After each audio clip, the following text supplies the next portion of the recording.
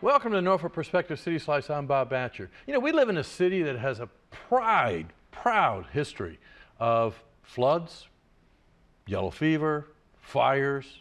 Sounds like an appealing place, doesn't it? But that's 400 years of that. And you know what? The residents have come back every time, through war, through fathom, through illness.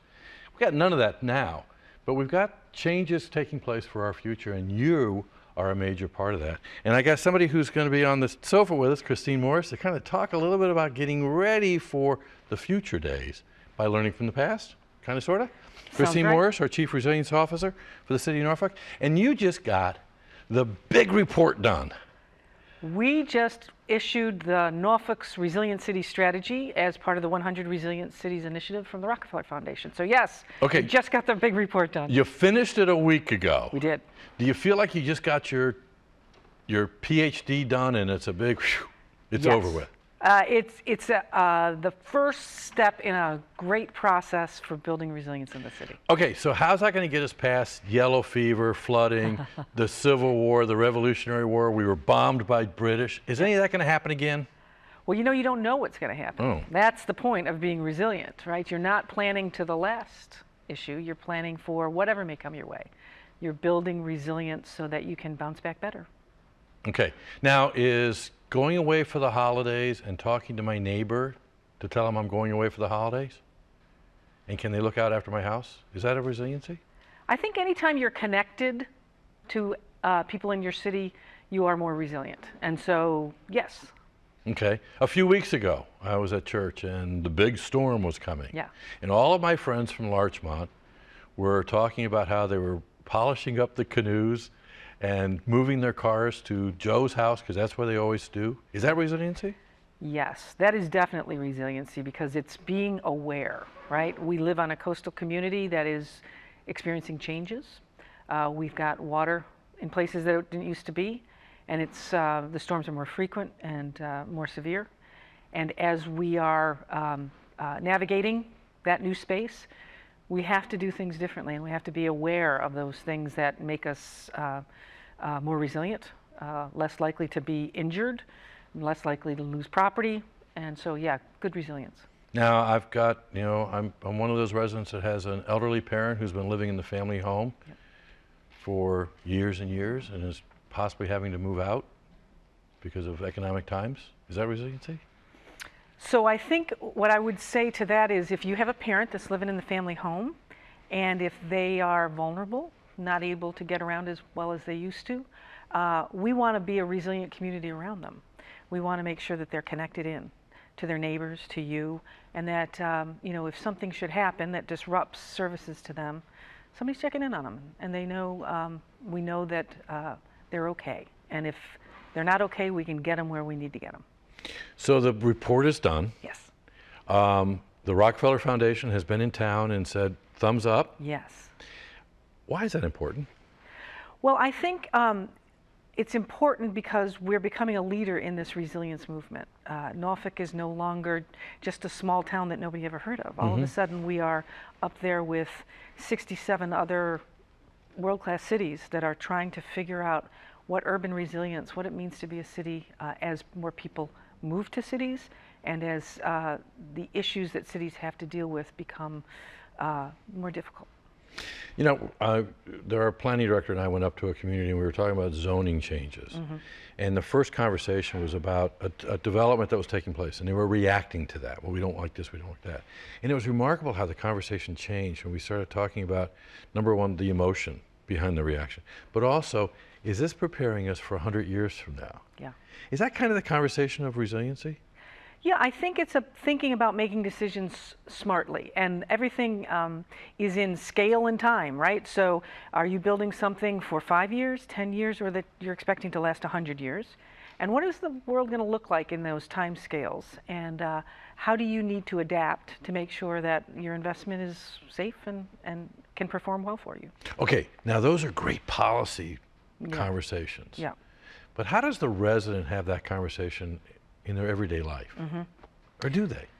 So I think ways in which coastal citizens will need to sort of be resilient in the future is things that we've already talked about. sort of neighborliness, looking after each other, recognizing that we'll have more disruptive events. There'll be times when services can't get to people because water's on the road or something else might happen. We live in a Navy town. We live in a security, high security area because of the naval station. So all sorts of things are possible.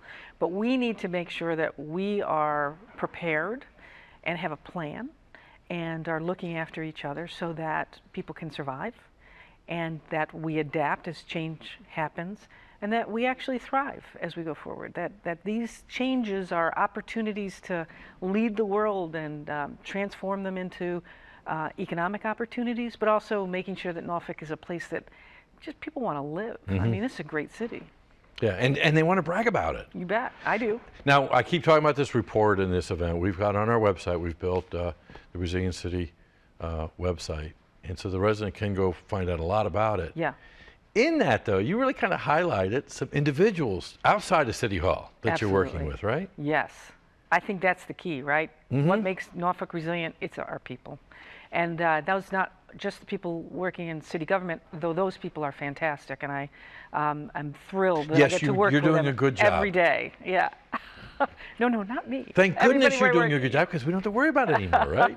But I will say that the people across the city are what makes the city resilient. And just some of the people that we highlighted, and this is just the beginning. We believe there are hundreds and hundreds of what we're calling resilient city builders that we'd love to identify and highlight the work that they're doing that makes us more resilient, that makes us better able to live on the coast in the future, better able to spur economic activity, better able to strengthen our neighborhoods.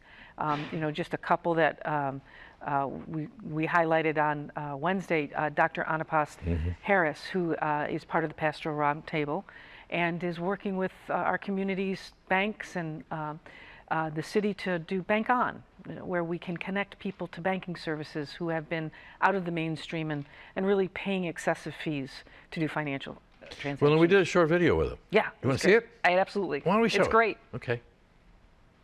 Norfolk is a resilient city because of the people.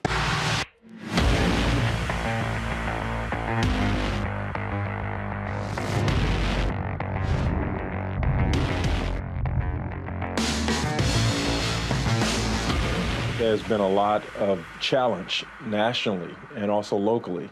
And I see that the people in Norfolk have risen to the occasion in every level. I'm working on the steering committee for Bank on Norfolk. And I'm particularly interested in the project because it emphasizes what's something that's close to my heart. That is, how do you develop people? And one way to do that is through education. But another way to do that is through economic development. Help them with financial literacy, but also help them to build wealth from a very basic level. We have the people, we have the raw talent, and I think the opportunity to develop that talent is a collaboration between the units in the community, including the faith community. Great point out of that I've heard is that you can make sense of the world, but you have to make sense of the people and yourself first.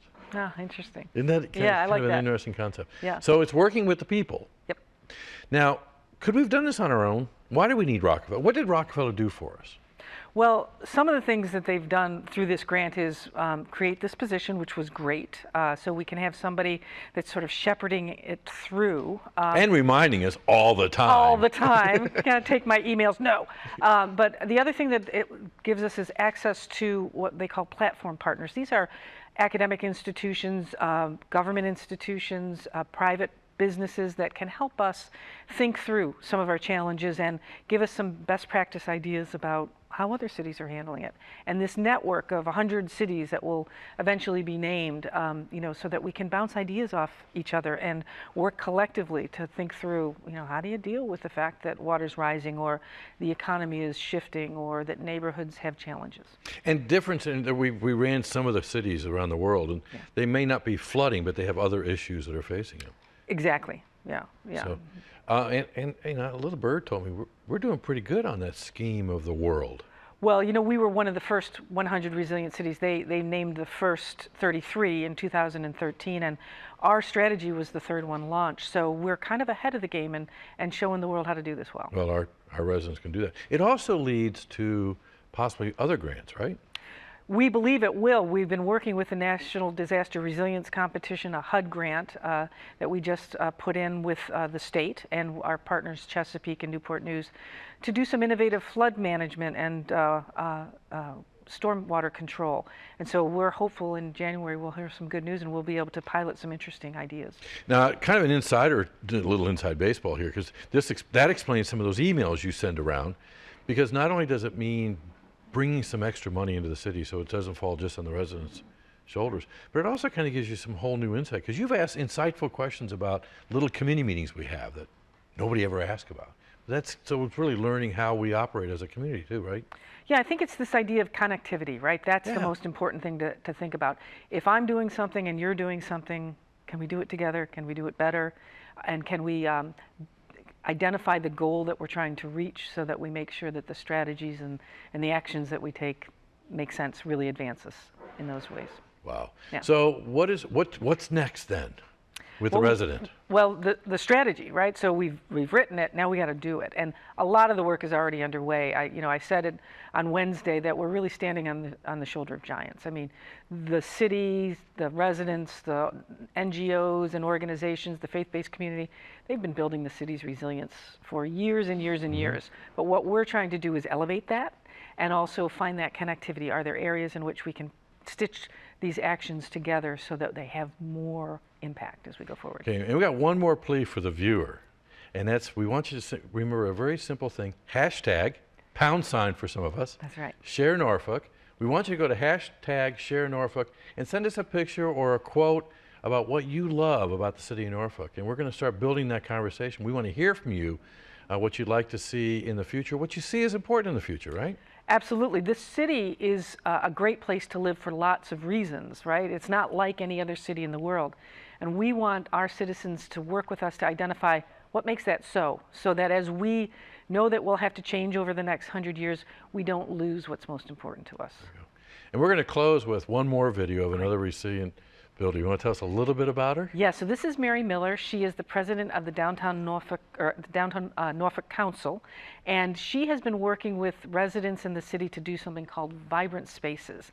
And this has been an opportunity to reactivate some of the spaces on the ground floor of commercial corridors to make sure that our young entrepreneurs have an opportunity to see what it's like to run a business. So we're going to close with that, but before we close, I need you to come back on and keep us honest.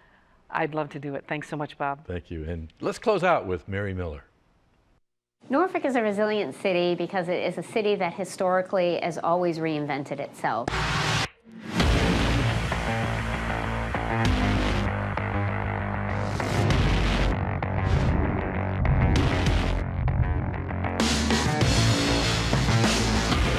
As the president and CEO of the Downtown Norfolk Council, I find it part of my job to be a convener of everything that's happening in downtown, from the business community, from the residential community, to work with them to make sure that we're always adapting as a downtown, working with the businesses on economic development initiatives, with residents on placemaking activities. Anything that's going to help them adapt for the future is one of our core responsibilities because it's their future. We're a city of great people, a great diverse community, and it's so nice to be able to see everybody from various backgrounds and age groups be able to come together to work towards a common goal.